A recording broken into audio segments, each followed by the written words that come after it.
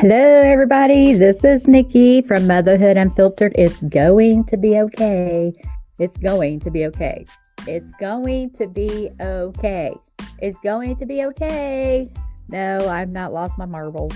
I just want to make sure you understand that no matter what day you're having or what the heck's going on, it's going to be okay.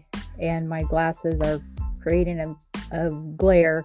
I'll put them on when I got to read. But today, I want to talk about a few things, stress management, basically. So, um, we've talked about what are the symptoms of anxiety, depression, stress that you're having in your life, and now what do you do? You're starting to recognize those